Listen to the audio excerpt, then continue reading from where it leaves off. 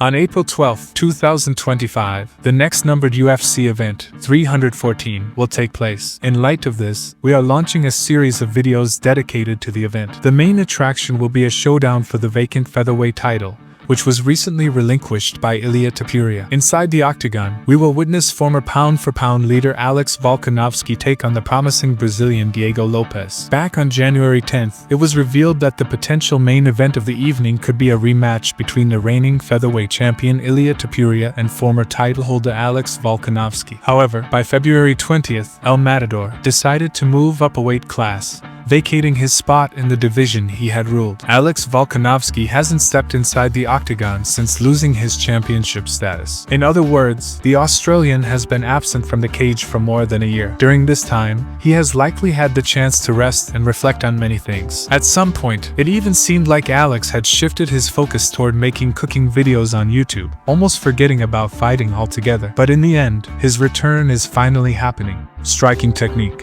Alex trained in Thailand at Tiger Muay Thai, one of the best places to sharpen striking skills. This training paid off in his first fight against Max Holloway when Volkanovski landed a huge number of low kicks, shutting down his opponent's left leg. His work with Eugene Bearman, the head coach of City Kickboxing, also proved to be highly beneficial. Thanks to Bearman, Volkanovski developed feints often used by Israel Adesanya. For example, he fakes a low kick to trigger a defensive reaction, only to quickly snap in a jab instead. Volkanovski thrives on pressure, but at the same time, he effectively controls distance with his jab due to his reach. Rather than retreating, he counters aggressively in close range. Yes, this approach means he might take some shots, but he still lands more damage in return. Looking at the stats, one of the standout figures is his striking output, 16 strikes thrown per minute, highlighting just how active he is as a fighter. His accuracy is also impressive for that volume,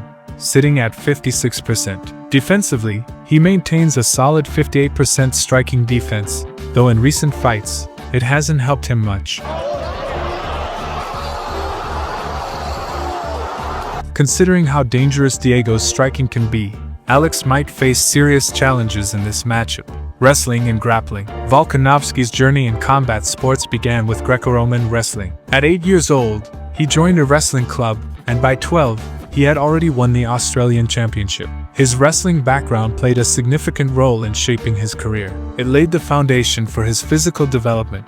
Broad shoulders, a strong back, and a low center of gravity, combined with powerful muscle strength, turned Alex into a solid athlete. Taking him down is a challenge, and keeping him on the ground is even harder. One of Volkanovski's most renowned coaches is Craig Jones, a multiple-time Brazilian Jiu-Jitsu champion. Alex worked extensively with Jones, particularly in preparation for his fight against Makhachev, and showcased those skills inside the Octagon. Statistically, his takedown defense is respectable, sitting at 70%, while he himself attempts about one takedown per fight, averaging a success rate of 37%. Cardio. According to Volkanovski, his background in rugby played a crucial role in his physical conditioning for MMA. Rugby league made me who I am, a strong, relentless machine, because in that position, I was up against monsters. When I look at the featherweight division in MMA, they all seem tiny. Volkanovski has exceptional endurance, having gone through multiple 5-round battles,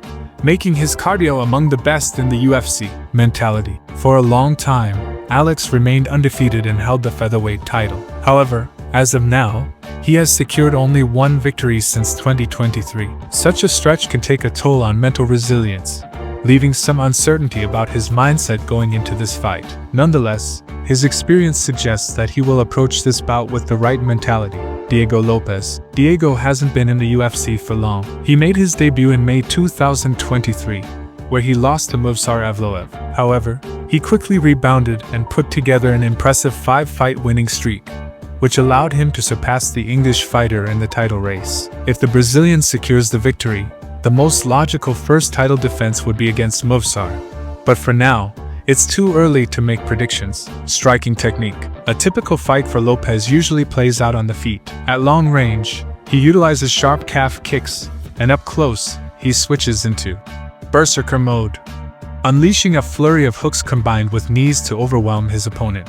His low kicks deserve special mention, as they can cause enough pain to force a stance switch. Another weapon in his arsenal is his uppercut, which he can use both when exiting the clinch and when countering a takedown attempt. Overall, Lopes is a highly versatile striker with a wide range of techniques. Looking at UFC stats, he lands 4.2 significant strikes per minute with an accuracy of 53%. Not bad, but still below Alex's level. His defense sits at 50%, which sometimes leads to problems.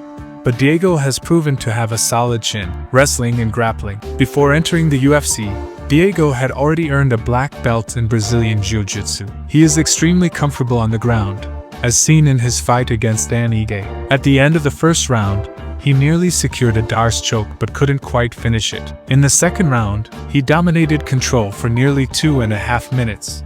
But by the third, fatigue set in, and he ended up on the bottom, though he still defended well. His most spectacular moment in the UFC so far was his armbar submission victory over Gavin Tucker. Simply put, Diego is dangerous at every level of the fight. Statistically, Lopes lands 0.5 takedowns per fight with a respectable success rate of 40%. However, what makes him even more threatening is his average of 2.8 submission attempts per fight. His takedown defense isn't perfect, sitting at 52%. But even when taken down, he does an excellent job of controlling his opponent's movements. Cardio. Lopes showed signs of fatigue in the third round against Dan Ige, though it's worth noting that he had a last-minute opponent change before that fight. Against Brian Ortega, however, he maintained a solid pace for the full 15 minutes. That said, he has yet to compete in a 5-round fight in the UFC, leaving a question mark over how he will handle the championship distance. Mentality.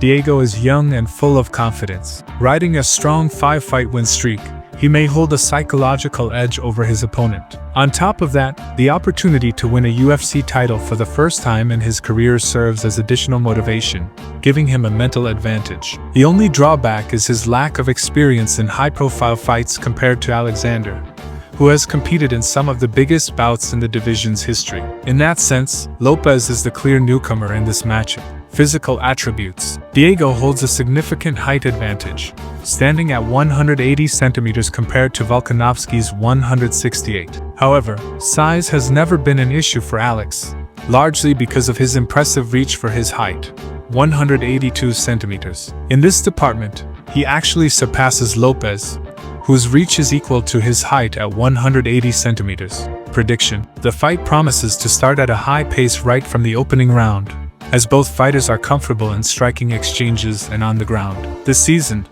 Wolf will be able to read Diego's bursts of aggression, but it's impossible to block everything, so a key factor will be how well Alex handles incoming shots at this stage of his career. Volkanovski holds the edge in speed and striking volume, which should make him slightly more effective in the first 5 minutes, though not by a landslide. A similar scenario is likely in the second round.